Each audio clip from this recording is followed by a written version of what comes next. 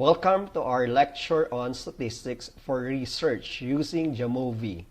This session is a continuation of our discussion on the one-group pretest-posttest design.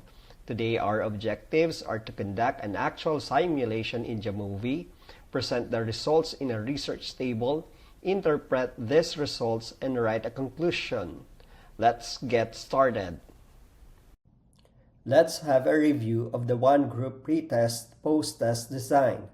This research design measures a single group before and after an intervention.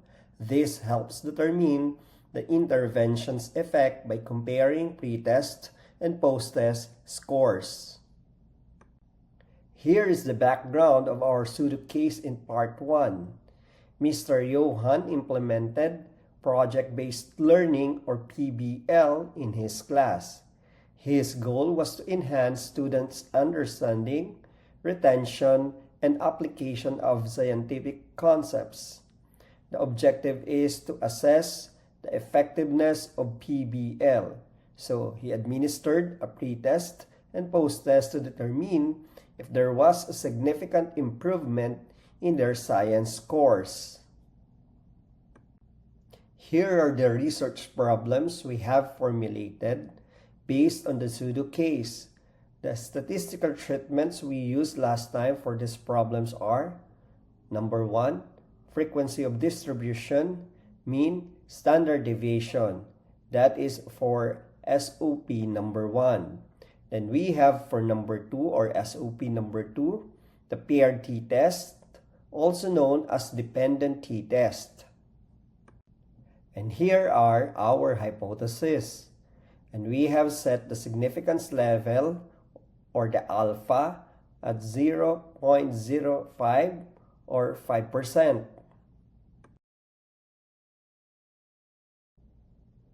Let's follow this in using Jamovi. First, launch Jamovi application on your computer or laptop. Second, if you have your data in spreadsheet file, Jamovi can open it. Or you can also copy-paste your data directly in Jamovi. Third, click on Exploration and then select Descriptives.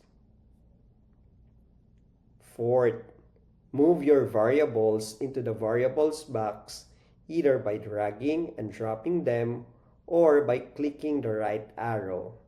The results window will display a descriptive table.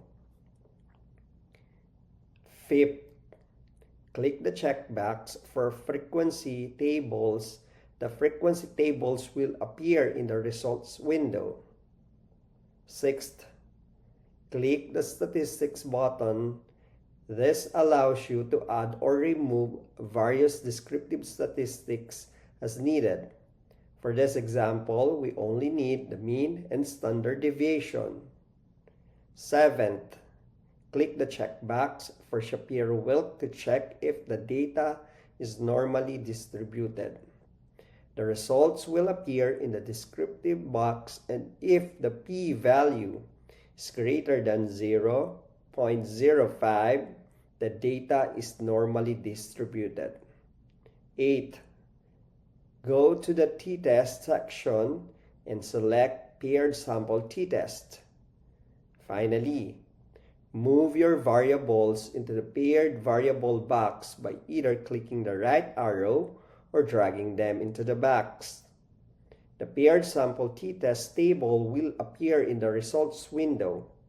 This table contains the computed t-value, degree of freedom or DF, and the p-value. If the obtained p-value is less than or equal to the significance level or the alpha, reject the null hypothesis. Let's do now the simulation.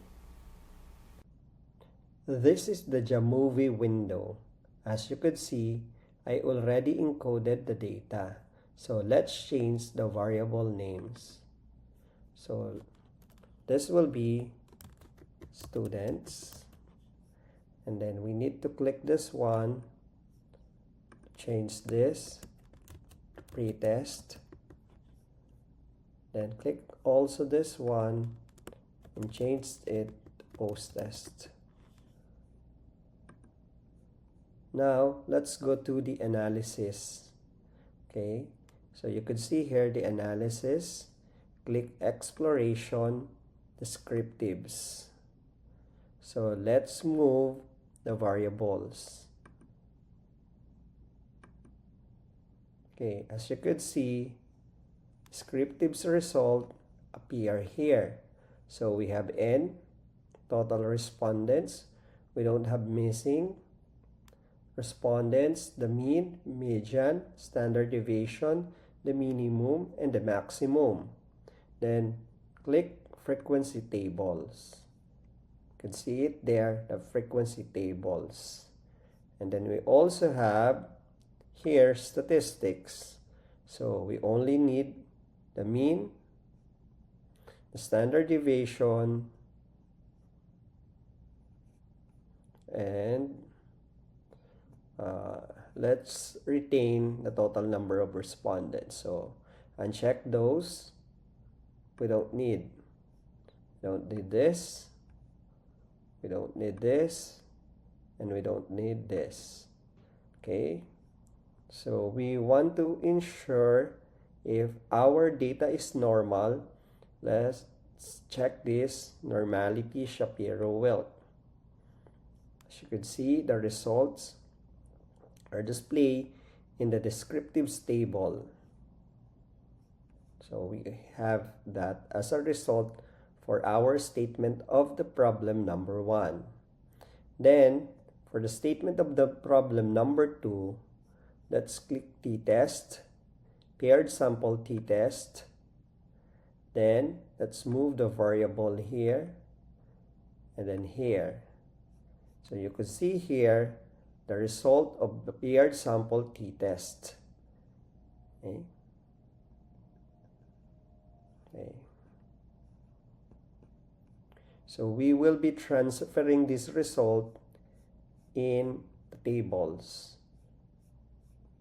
Although there are other institutions or publications, it's okay for them to transfer this actual computation on their template. Make sure you follow the guidelines of your institution, including format and templates. Here is Table 1. Scores of the students in science before the implementation of project-based learning. This is what we call tabular to textual interpretation, meaning this will help your readers to clearly understand the meaning of data presented in Table 1. The mean pretest score was 69.53 with standard deviation of 9.99, indicating that the average performance of students before the implementation of project-based learning was around 70. Standard deviation of 9.99 suggests that there was some variability in the student scores, with most scores falling within a range of approximately 60 to 80.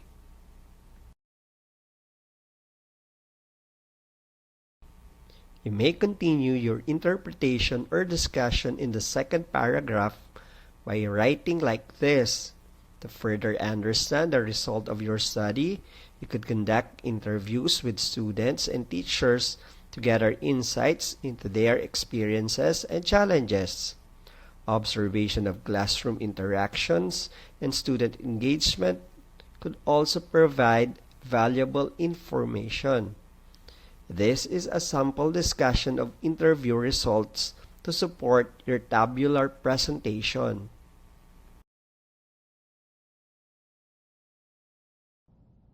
This is an example of how to support findings with literature.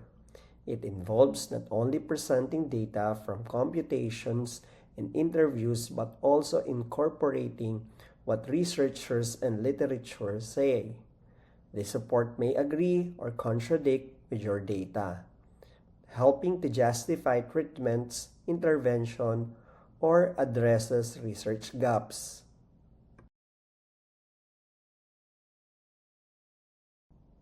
Table 2 presents the scores of students in science after the implementation of project-based learning, or PBL. Again, presented here, the tabular to textual interpretation, helping readers to understand the data clearly.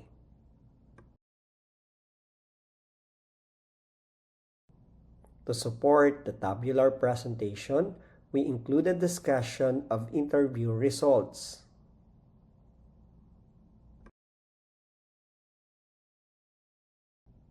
The third paragraph of the interpretation or discussion, we can have literatures to support the data presentation.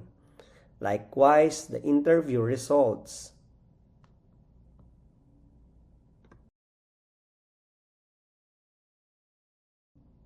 Table 3 shows the significant difference in student science scores before and after the implementation of project-based learning.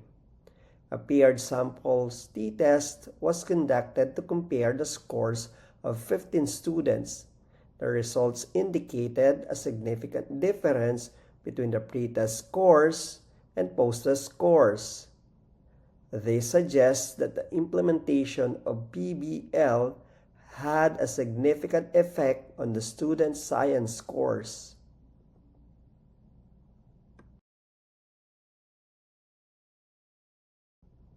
Similarly, literature support is essential for interpreting the results. By comparing our findings with existing research, we can better understand the significance of our data and provide a more comprehensive analysis.